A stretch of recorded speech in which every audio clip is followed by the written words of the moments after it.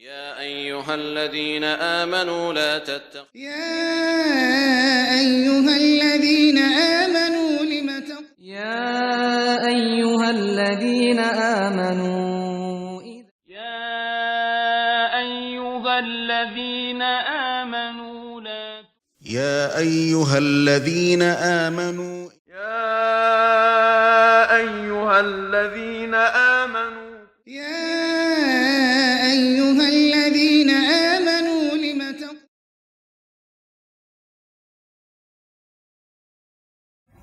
بسم الله الرحمن الرحيم الحمد لله والصلاة والسلام على رسول الله وعلى آله وصحبه ومن والاه أما بعد قال الله سبحانه وتعالى في كتابه العزيز يا أيها الذين آمنوا لا تتخذوا الكافرين أولياء من دون المؤمنين أتريدون أن تجعلوا لله عليكم سلطانا مبينا Assalamu alaykum wa rahmatullohi wa barakatuh.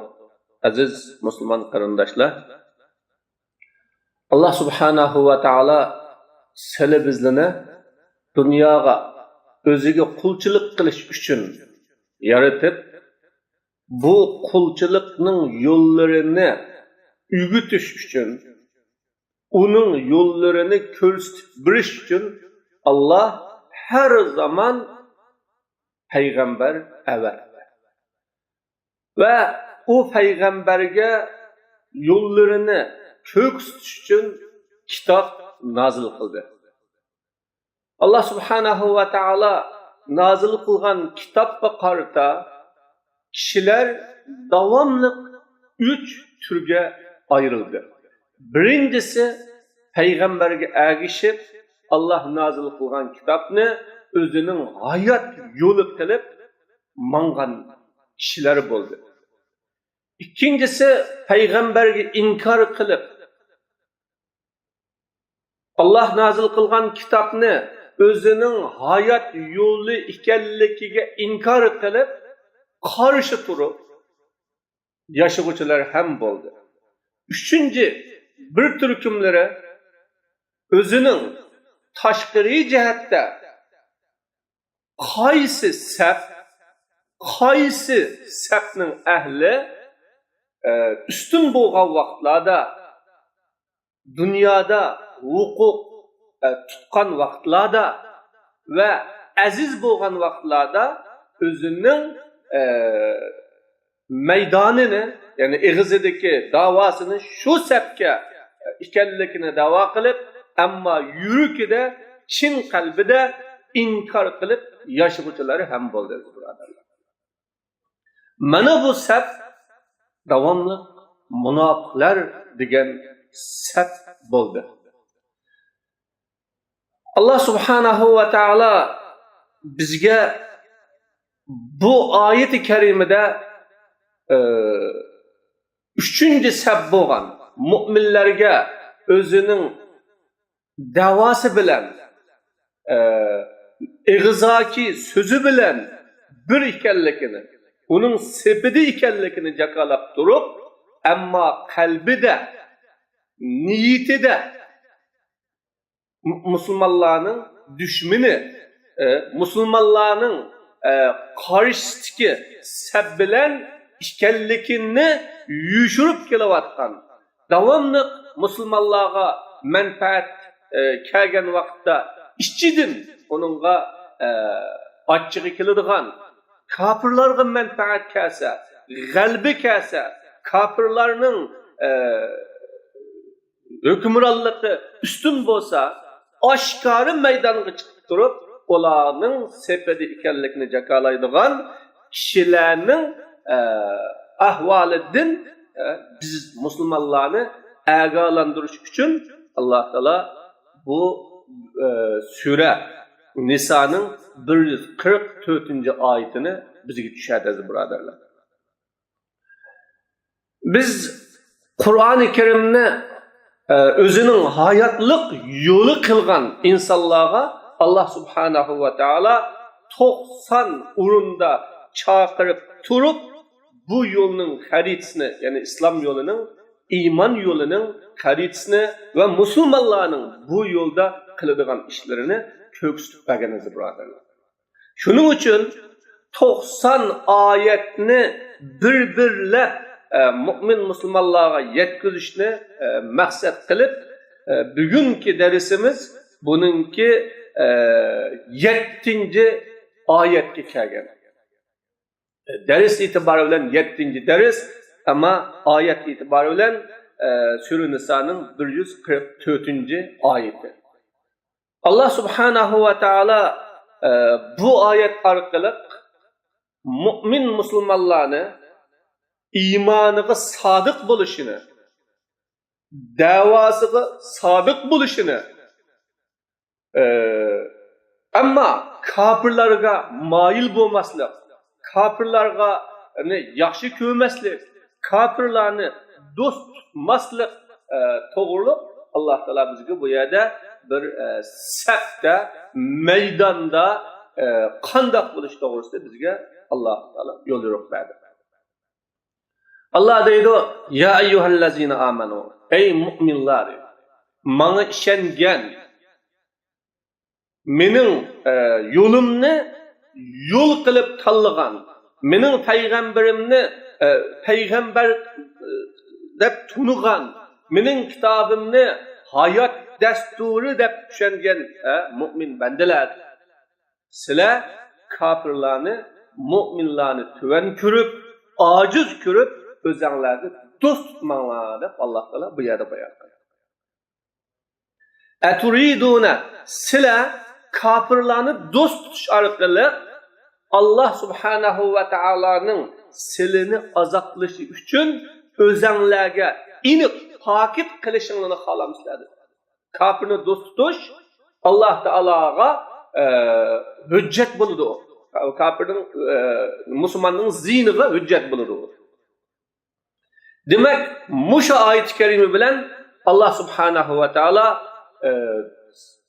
do'st, dushmanlik, muhabbat, nafrat, o'z davosiga sodiq bo'lish yoki sadoqatsiz bo'lishdan iborat bu maydon masalani Alloh taolo intayin keskin holatda bayon qildi. Bu do'st dushmanlik masalasi, ya'ni tavalla tabarra masalasi, la ilaha illalloh degan kalimaninki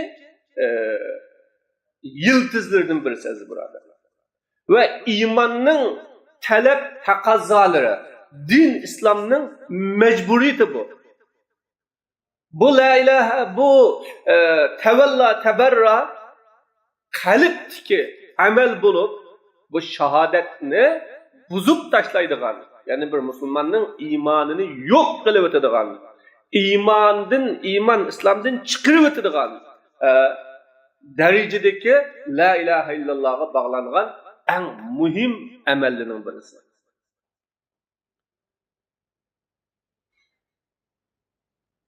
İslam xalifelerinin içindeki 6.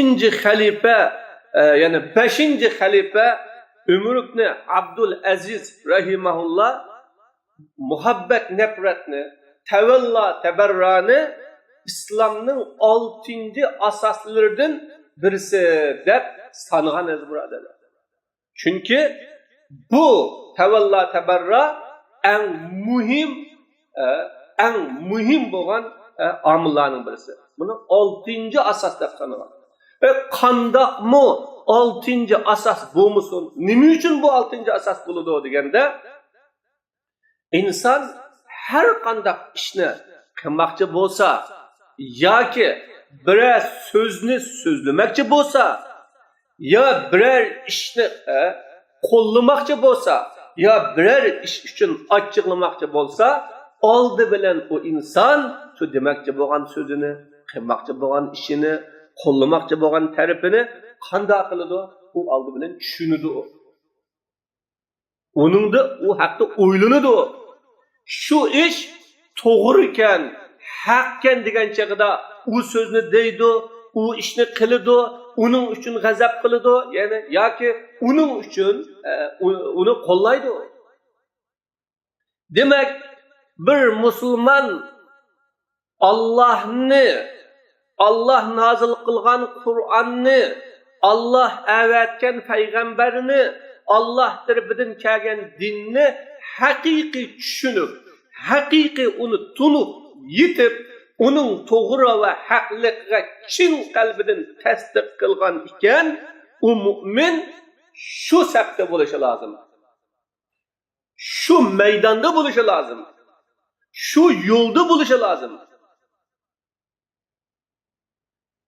Hayoti bilan, amaliyati bilan, ish harakati bilan u shu saf, shu maydonda turish lozim.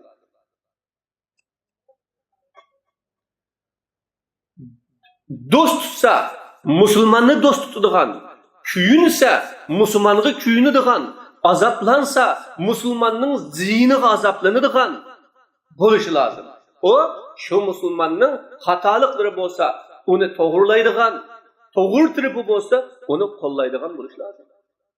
Masalan, bir bola ota-onasini eng yaxshi ko'radigan bir bola ota-onasininki yomon ish izlarini boshqalar tarafidan anglab qolsa, boshqa kishilarning ota-onasini ayiblayotgan, so'kayotganligini anglab qolsa, u bola shu hamon ochiqlab ketadi. Mening dadam undaq emas. Sizlar degandek emas, sizlar xato tushunib qolibsiz. Va dadasidan so'raydiki, dada siz to'g'riliq mushunda xabarni angladim, to'g'rimi xatomi deb. Dadasi xato degan vaqtda intayin xursand bo'lib ketadi. Demak, dinni yaxshi ko'rgan, iymonni yaxshi ko'rgan, Qur'onni yaxshi ko'rgan kishi shu tarafda, shu safda bo'lish, u shu odamning shahodatining talab taqozosi, shu odamning musulmon degan da'vosining talab taqozosi.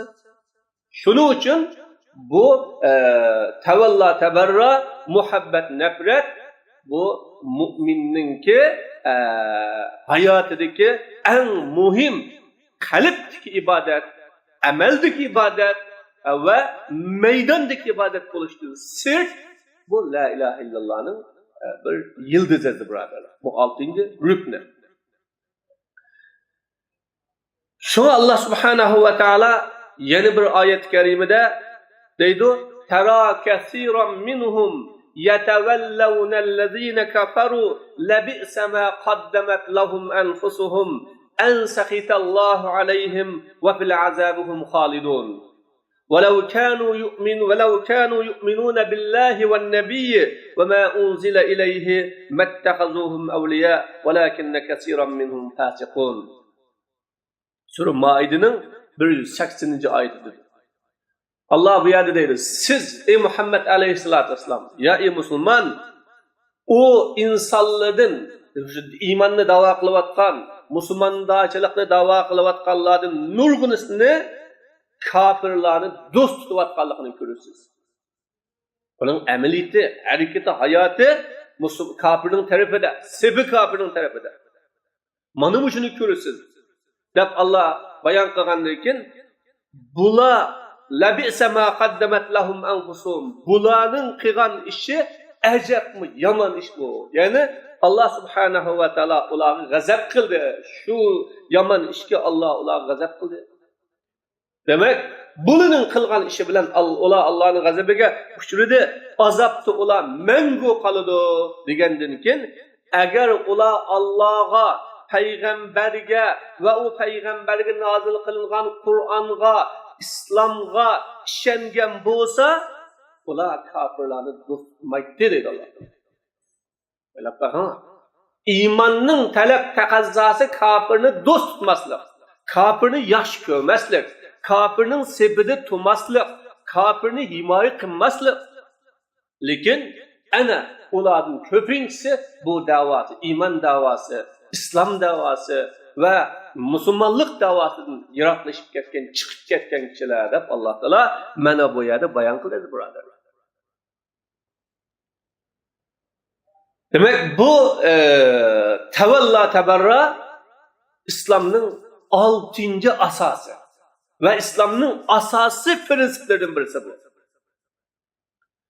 Bu yerdeki evliya degan kelimeye qarab baksa, evliyani velayet degan sözden alsak, kafirlarni özanlarning beşi qilmanglar.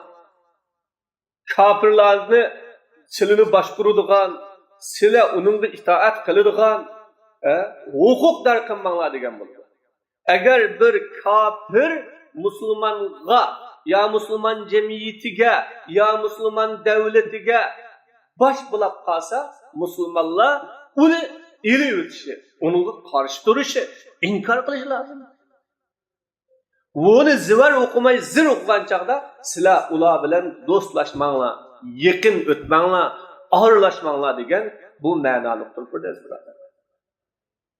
Demak, bu masala intayin muhim masala. Musulmonning hayotida intayin muhim bir masala. Musulmon o'zining sepini, o'zining maydonini ayirish kerak.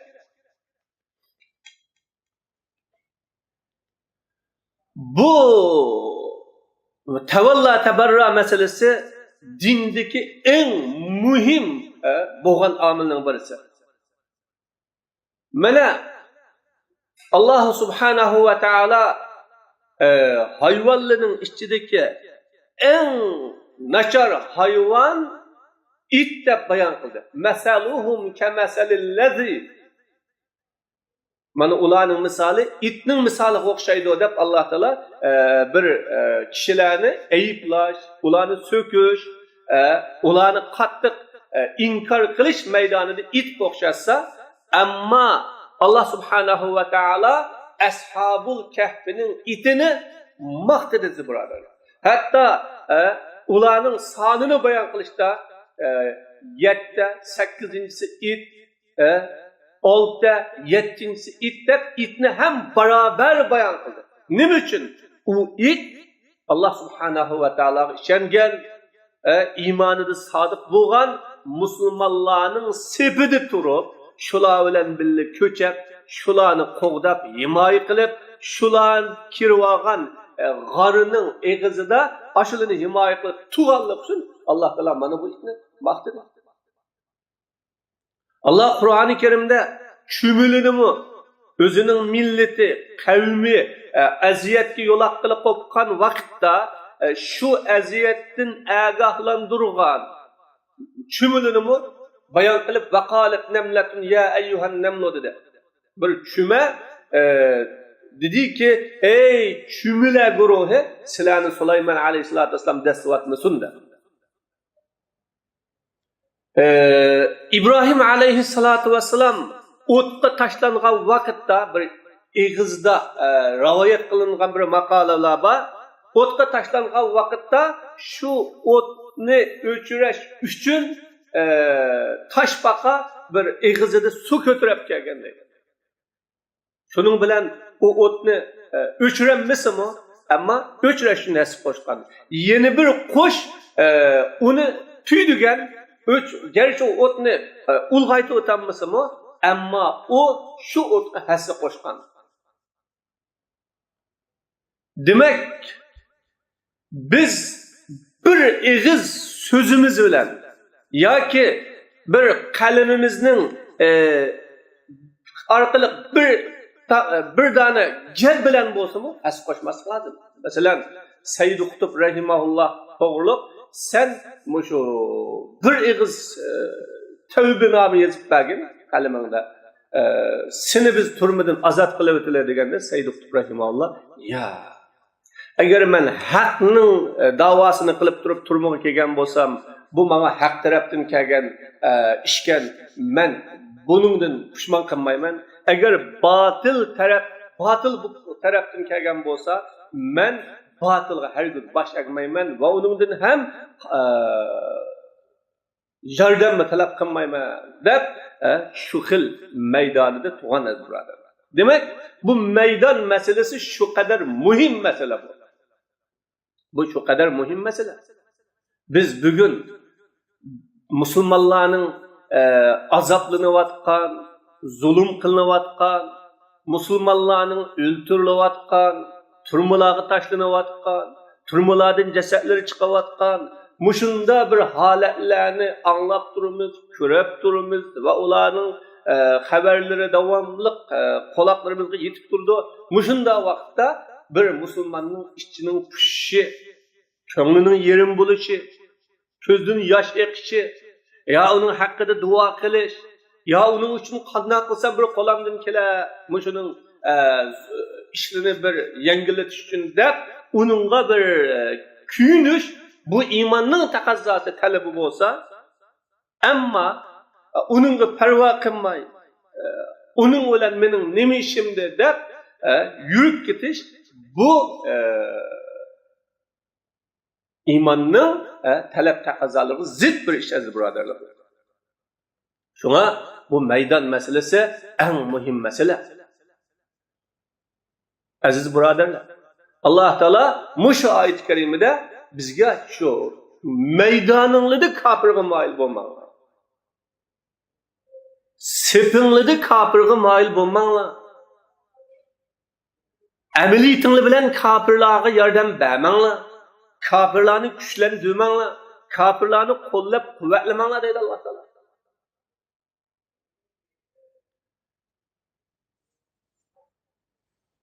Yeni bir masala, Alloh taolaning kafirlarni do'st tutmanglar degani, min dunul mu'minin, mu'minni tuvan ko'rib, mu'minni ojiz ko'rib, sizlar o tarafga mayl bo'lmanglar.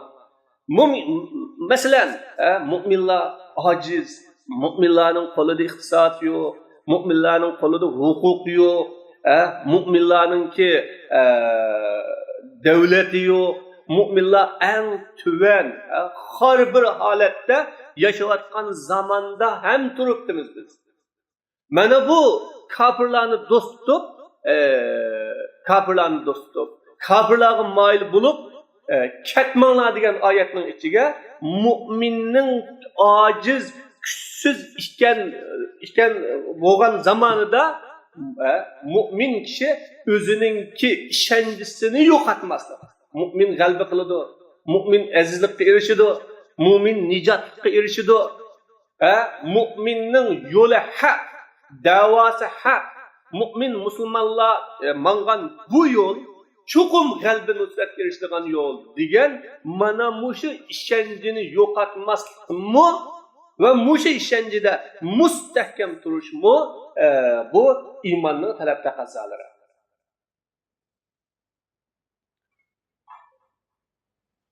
Allah subhanahu va taolo Makka mukarramida mu'minlar azoblanayotgan bir tarafdan, jazolanayotgan, surgun qilinayotgan, turli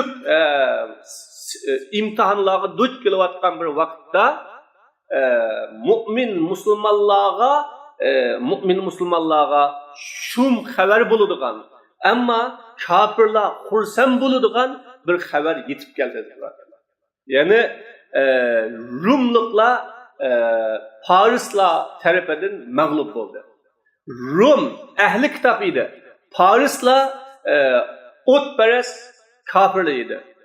Mana mushunda bir vaqtda Arab mushriklari intayin xursand bo'lib ketdi. Mana sizlarning dininglardagi dindoshlaringlar mag'lub bo'ldi, yo'qoldi. Chunki ahli kitob din egalari o, samoviy din egalari o. Payg'ambar alayhissalatu vassalam shu payg'ambarlarning yo'lida mangan musulmonlar shu samoviy kitoblarga ishongan kishilar bo'lganligi uchun sizlar yo'q qilisizlar. Mana o tarafdami yo'qolg'unda, mayadami yo'q qilisizlar degan bir vaqtda mu'minlarga Alloh subhanahu va taolo alif lam mim g'ulibatir rum fi adnal ard va hum min ba'di g'alabihim sayaglibun fi bid'a sinina lillahi al-amru min qablu va min ba'du dedi. Rum mag'lub bo'ldi. Zaminning, ya'ni yer sharining, dunyoning eng yaqinida mag'lub bo'ldi. Ular mag'lub bo'lgandan keyin yaqinda g'alaba qiladi. Bir necha yilning ichida g'alaba qiladi dedi. Bugungi mag'lubiyat mangulik mag'lubiyat emas. Bugungi kelgan bu musibat mangu kelaveradigan musibat emas. Bugungi kofirning hukmronligi davomlashadigan hukmronlik emas. deb Alloh bayon qilgandan keyin lillahil amru min qablu va min ba'du dedi. Mu'minga bir tasavvurni to'g'rilash uchun iş, dünyanın işi, dünyanın tertibi Allah'a. Bunundan burunmu? Bunundan kim Allah'ın koluda. Hep Allah Teala mana bu dünyanın işlerini Allah'ın kolu ekanligini bayan kıldı. Ve yevme izin yaprah, şu günde yani Rumluklar galbe kılgan günlükte Allah'ın bergen nusreti bilen müminler kuşal buludu dedi. Aziz brader, mana Resul Ekrem sallallahu aleyhi ve sellem'nin ashabları kimnin galbesiga kuşal bulutdi? Rum'nin galbesiga kuşal bular. Rum kimde? Ehli kitapıydı.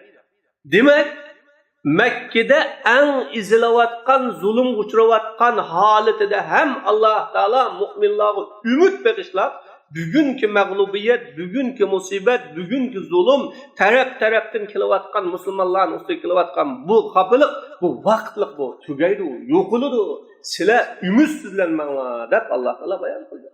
Şunun için müminlerin acizliği, müminlerin azlığı, müminlerin arka terikinin maddi cihetin yokluğu karab durup, ya tügüşep gidildi bu adamlar, bunun aygı yok, biz muşunda halette tügüşep ketgüdeymiz dep, işencini yoktu hem bu imanga hılap ezdi.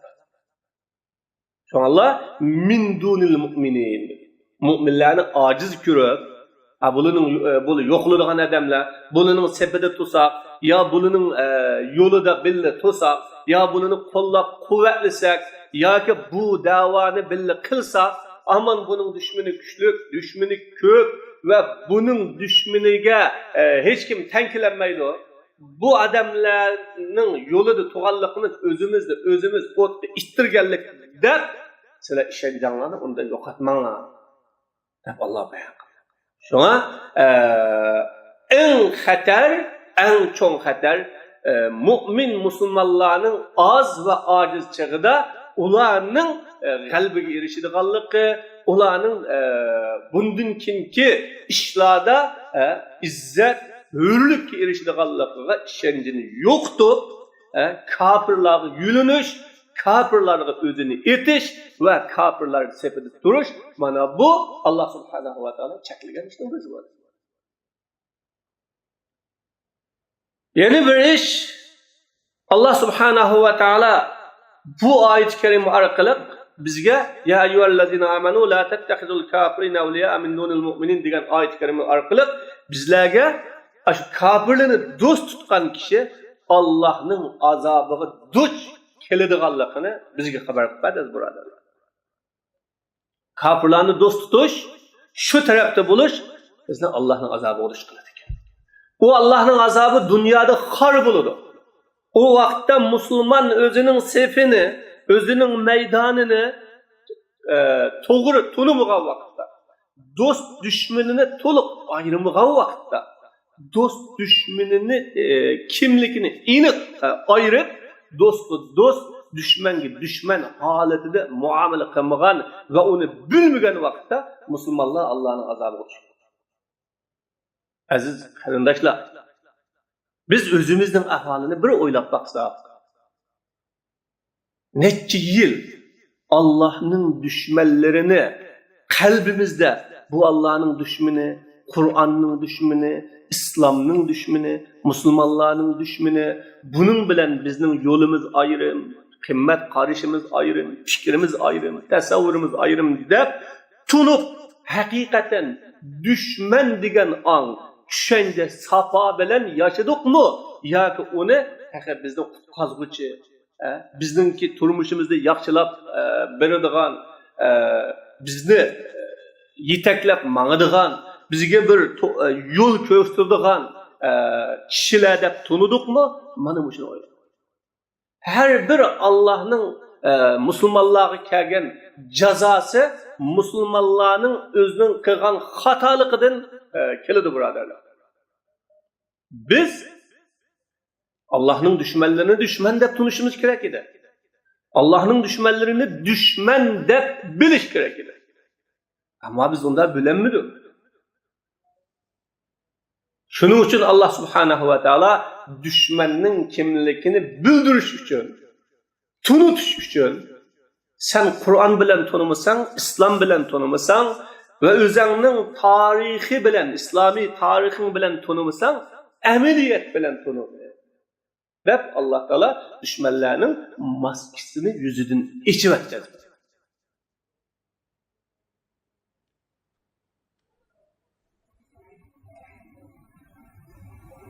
Ama düşman deb tunush, tushunish ve ideyani düşman deb bilish bilan onunga muomala qilishda farqli muomala qilishni ham islom bizga o'rgatdi.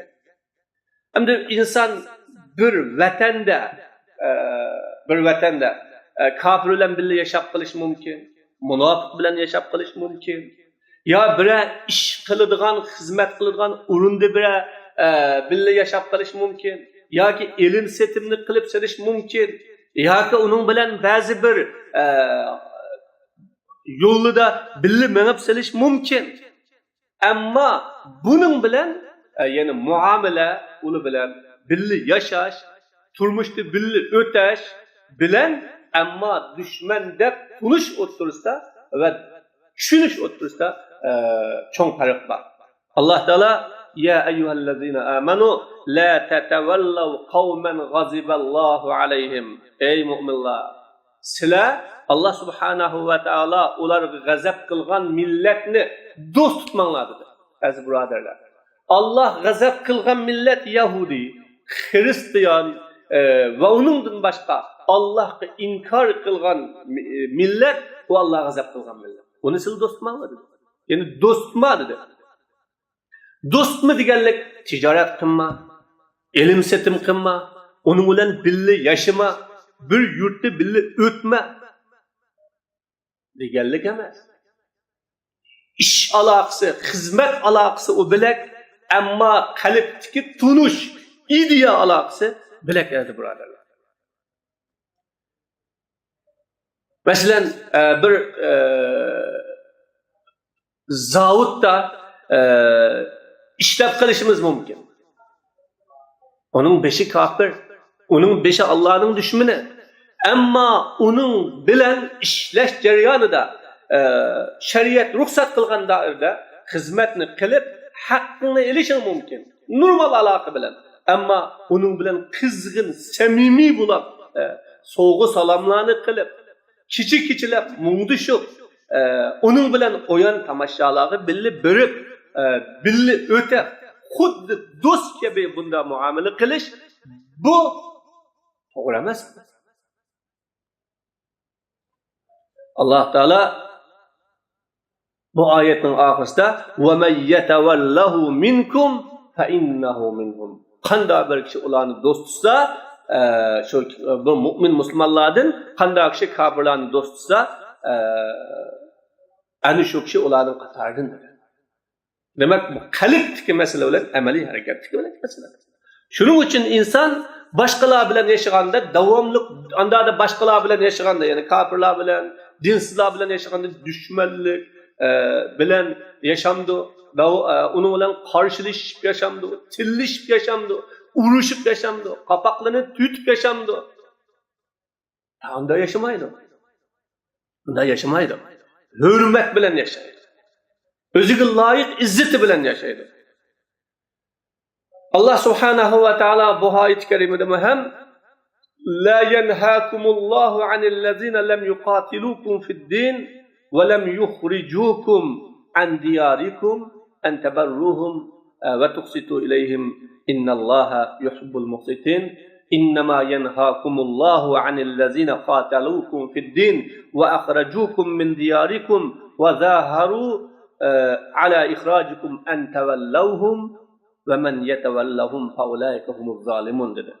Allah Taala sizlarga din masalasida urush qilmagan, dininglarni cheklab, dininglarga qarshi turib, dininglarni to'sib, dinning talabi bilan yashag'ili qo'ymay, din sababli sizlarni yaklagan bo'lmasa va yurtlaringlardan qo'g'lab chiqargan, ya turmalarga tashlash orqali, vatanlardan chiqishga majbur qilish, yurtlarni tashlash majbur qilish bilan sizlarga shu din sohasida zulm qilmagan bo'lsa, yurtlardan qo'g'lab chiqarishga majbur qilmagan bo'lsa, sizlar u kofirlarga yaxshilik qilishni Alloh to'smaydi va ularga adil bo'lishdan Alloh to'smaydi.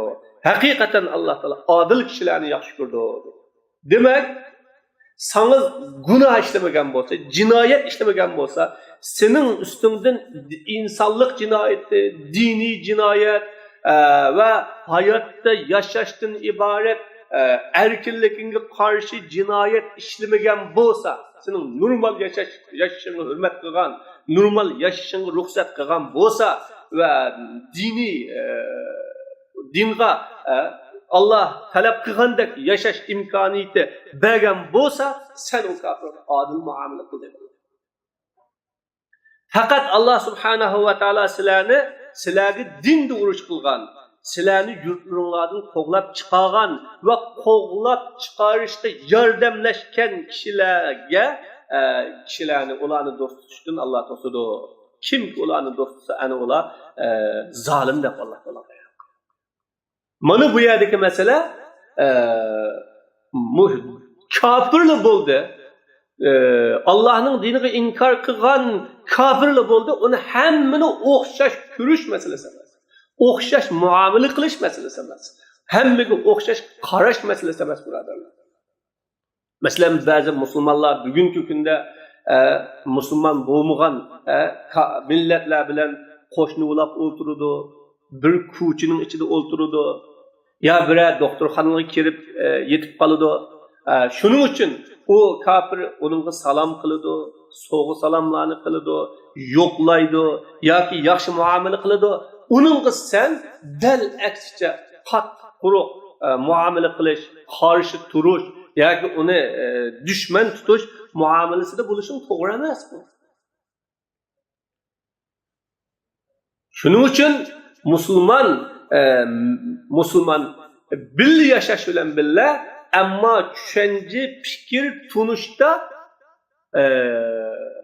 ayrım buluş bu bir mesele. Peygamber aleyhissalatu vesselam'ın ashabları Mekke'de 13 yıl yaşadı. Sahabeler tasavvur düşüncesi de ularını hiç kaçan dost bakmadı. Hiç kaçan ularının fakirliğini bakmadı. Ularını bir tukunumdu, yakınımdı, ya ki de ularının bir yaxshi ko'rib mi bakmadı. Amma muamele qilishda, ular bilan ilm setimda, ular bilan birga yashashda urushish, davomli urushish, so'qishish, jidallashish, bunda muamelani qilmadi, birodarlar. Shuning uchun bu dindan qo'g'lab yurtdan qo'g'lab chiqarmagan, din sabablik dushman tutmagan kafir bo'lsa, bu kafirning hakkını, yani vatandaşlık hakkı, qo'shnidochilik hakkı, billa bir yurtlik hakkı degandek nurg'unlik, ya xizmatdoshlik hakkı degan bo'lsa, bu haqqini berishda islom dini to'smaydi. Demak, Alloh subhanahu va taolo mu'min musulmonlarni mana bu muhabbat nafrat maydonida iniq bo'lishga chaqirdi. Allah'ın eturidune en tec'alu lillahi aleykum deydi. Sizler Allah subhanahu ve ta'ala'nın azaplışı üçün özənlərə iniq pakit tuğuzanı istəsilər deydi. Müslümanlar madem Allah'ın düşmanını düşman deydiğen andın, düşüncidin, düşman deydiğen qaraşdın, onu dost deydiğen, onunla muhabbet kılıdığan, onundaki düşmanlık yok kılıdığan yerge var ediken, onunla Allah Teala'nın azabı şu vakti kılıdır. Çünkü bugün dünyadaki Müslümanların bu kadar harbılap geçtiğinin sebebi, Müslümanlar umumeten Allah'ın düşmanına kanda muamele kılış, Allah'ın düşmanını kandak tunuş meselesi de Kur'an hadisinin ölçümüne uygun bulmağalık için mana bu zulüm onun üstüne kilovar. Belki kafirlerin kol astıda, hükümranlık astıda yaşap kalgan Müslümanlar buluşu mümkün. O Müslümanların küçüyüp, güçlünüp, ma'lum bir baskıçta berip boğan kadar Hazreti Muhammedur Resulullah sallallahu aleyhi ve sellem Mekke'de 13 yıl yaşap bir basmışı berip olgan kadar unuğa aşkara uçuk karşı turuşu doğru bulması mı? Ama ulağa muamele kılgan çağda adil muamele kılış gerek bolsun mu? Lekin kalbide iman noktasını, Kur'an noktasını onu düşman dep tunuş, onun davamlık düşman dep qaraş meselesi de meydanı ruşan buluş lazım. Allah Teala "Femestaqamu lekum fastaqimu lahum" deydi. Qachon ular sizlarning diningizga hurmat qilsa, sizlarga hurmat qilsa, sizlarga insondek muomala qilib yashash huquqi bersa, sizlarmi ularningki nimasiga hurmat qilinglar. Shunga bu ishlarda Qur'onning, hadisning ruhi bilan bo'lish menish qiladi. Ana Payg'ambar alayhissalatu vassalam bir o'ltiradi sahobalar bilan, jinozadan birisi keldi. Rasululloh o'rnidan turdi. Turgandan keyin sahobalar, "Ya Rasululloh, bu bir Yahudining jinozasi" degan chaqda Payg'ambar alayhisalom bu inson emas. Yoki biz buning uchun Allohning malaikalar uchun qo'rqdik biz dedi buni. O'ltiring buni dedi. Mu'min unda bo'lganda mu'min kafirni do'st tutish, kafirni yaxshi ko'rishdan cheklangan ekan, nimaga buyurildi? Mu'minlar bir-biri bilan chambarchas bo'lishda, bir-birini qo'llaydigan quvvat, yordam beradigan, bir-biri uchun o'zini beg'ishlaydigan, bir-biriga haqiqiy mehribon bo'lishga buyurilgan aziz birodarlar. Alloh taolo bu oyatda innallazina amanu va hajaru va jahadu bi amwalihim va anfusihim fi sabilillah vallazina awaw va nasaru ulaika ba'duhum awliya'u ba'd. Haqiqatan Allohning birligi va borligiga ishongan, gunoh ma'siyatlarni tashlagan, shirk, kufrga to'shib ketgan ziminlarni tashlab hijrat qilgan, o'zining mollari, jonlari bilan Alloh yo'lida jihad qilgan ve şu hicret kılıp kelgen kişilerge urun berip devletini, yurtini onlar için bergen, yani olanı yaxşı yaşışıga, mevcut oluşuga urun bergen, onu kollagan kişiler yani şularının birisinin dostu edip Allah Teala bu yerdeki dostlar ne? İmandan ibaret dostlarla bağlap koyuyorlar. Makandan ibaret dostlukka emas. Onu tuqqan dağçılıktan ibaret dostlukka emas. Fakat iman dostluğuna bağlap koydu.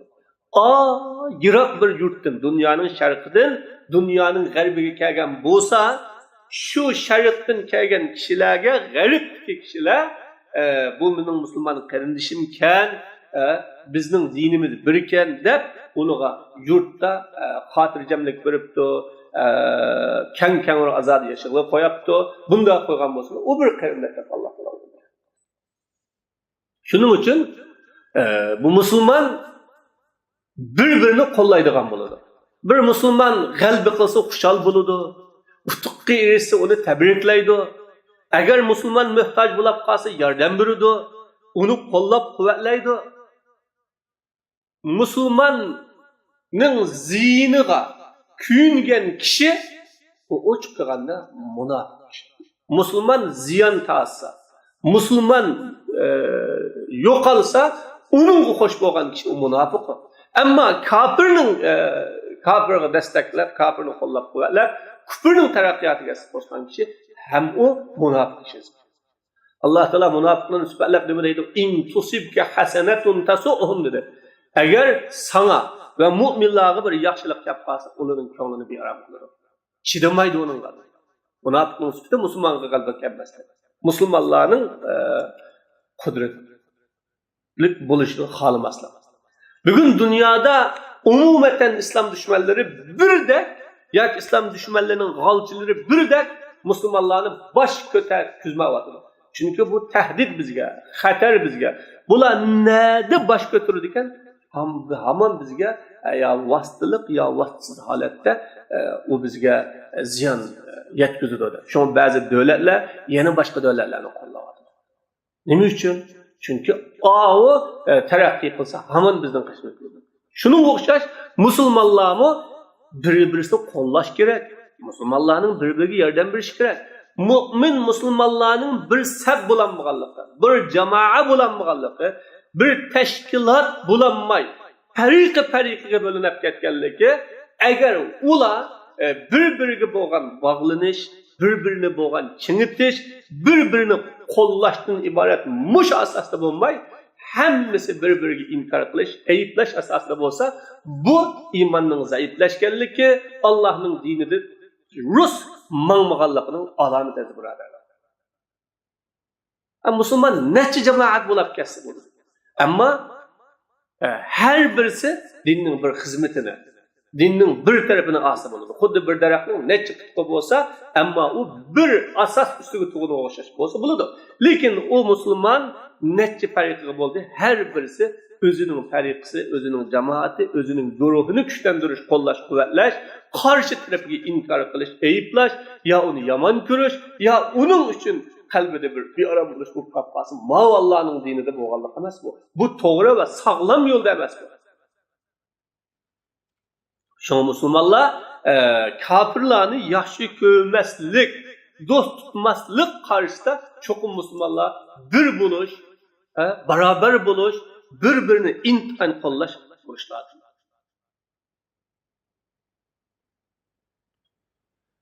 Müslüman Allah Subhanahu ve Taala'nın la tettehizul kafirin evliya min dunil mu'minin. Müminlerini aciz körüp sile kafirlerini dostmanlar degan ayetinden mümin aciz ve kembag'al bo'lsa-mu, ana shuni yaxshi ko'rish va uning safida bo'lish. Bu iman bizga o'rgatyapti dedi birodarlar. Shuning uchun o'ylanib boqishimiz lozim. O'ylanib boqishimiz lozim. Bizning kambag'al qarinda musulmonlar kambag'al bo'lib qolsa, shu kambag'al musulmondan yuz o'rib kafir bo'lgan yoki huquqlari bo'lgan jamiyatda o'rni imtiyozi yuqori bo'lgan kafir tarafga mayil bo'layotamdimi? Ya shu tarafga egilayotamdimi?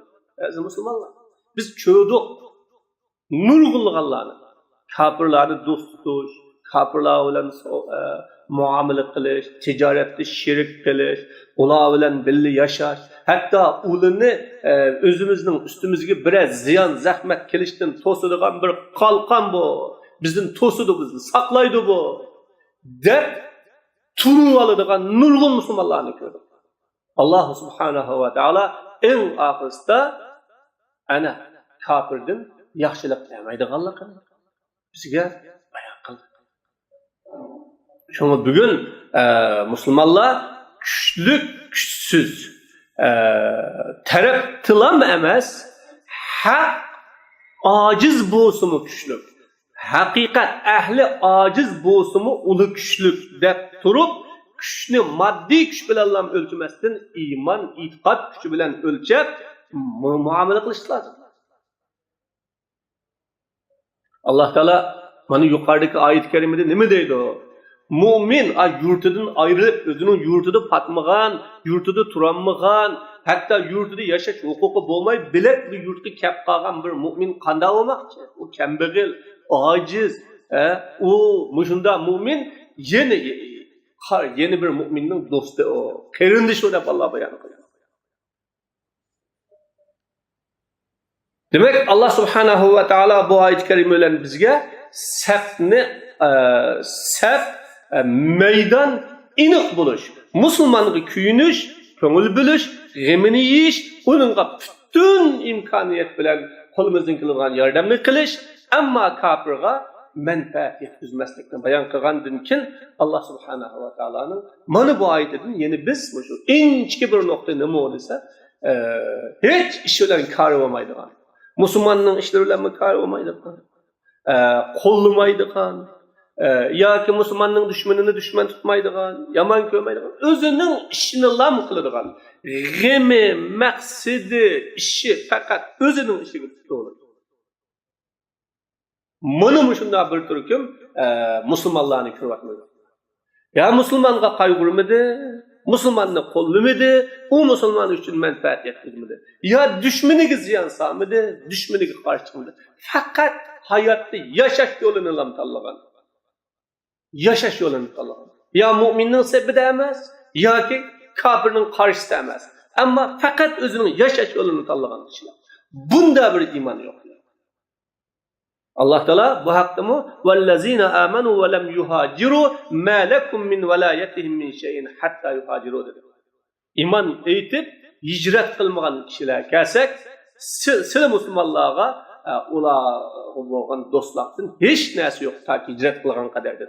Yani ola iman etti, hicret kılmadı, imkaniyeti var, hicret kılış imkaniyeti var, yurtudun çıkıp zalimnin kolundan kurtuluş imkaniyeti var, ama ola onda kılmay, şu yurtu kapkagan olsa, size olanın dostum anladı. Onun üstüge azap kelgan olsa, ceza kelgan olsa, size olanı yerden vermesi anladı, bunu da Allah Teala bayan kıldı. Ketiliş meselesi Müslümanların tarafı geçecek. Az brotherlar, bugün şunda işlerini kürüvatımız. Dünyada tinç yaşaştığın yolu, özenge düşman teppamaslar. Deydiğen, ya ki ama Müslümanlar tarafta turlu desek hem de böyle aciz, bu septe boğan ikimiz bizden başkaları düşman tutudu. Şunun için biz bulunumu kollumuduk, bulunumu karıştıkmuduk, oturdu, turuptu kaçtıdı. Deydiğen bunda bir kişilerini kürüvatımız. Allah Teala bize yolunu işki kılıp sıtıp verdi. Ya İslam tarafı durursan ya karşı tarafı durursan. Onda hiç kaysi tarafki teva boğmuğan, hiç kaysi tarafki menfaatin, zeynin yetmeydiğin bunda İslam yok.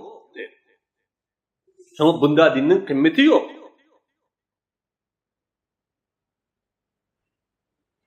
Mana Müslümanlar hakta birleşkendek, hakta bir boğandek, kafirlarımı hem batıldı bırakırlar.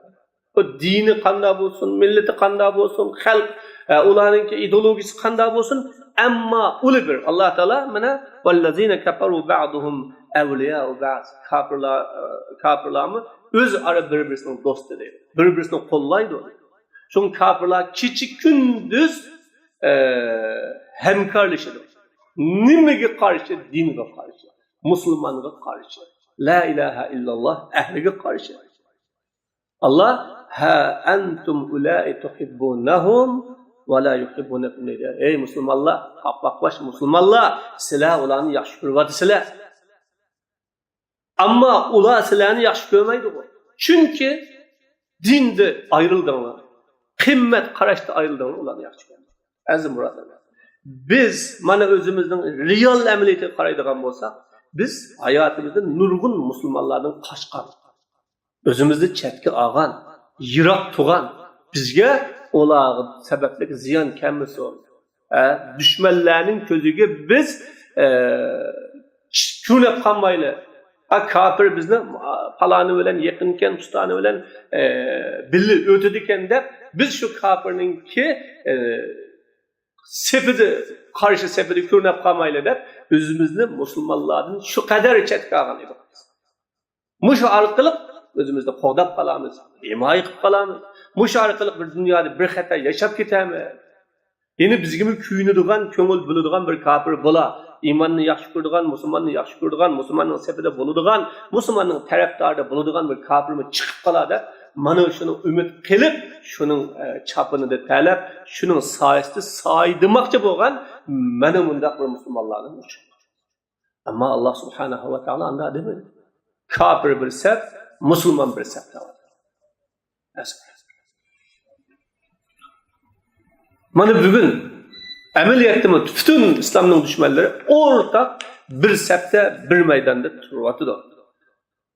Shuning uchun Allah subhanahu ve Taala'nın azabından kurtuluş, Allah'ın cezasından saklanish ve İslami izzet, İslami galbe nusret, İslami Allah hürlükki erishish ve Allah subhanahu ve Taala'nın ya eyyuhellezine amenu, ey mu'min bendelerim degan bu Allah'ın chaqirig'iga layoqatlik bo'lish uchun ve şu çağırgan çağırıqıga ehli buluştuk için Allah Teala diyen bu kafirlerini dost tutmanglar, müminlerini aciz görüp, az görüp, tüven görüp, ya müminlerge boğanın yoluga işencanlığını yoktu, bunun yolu ayakta çıkmaydıgan yol der, olanı sile kafirler tarafta turvamanglar Allah. Bunun özüne Allah'ın azabıga, cazasıga duç kilişinin bir kanunluk yolu kılıp gösterdi buralarlar.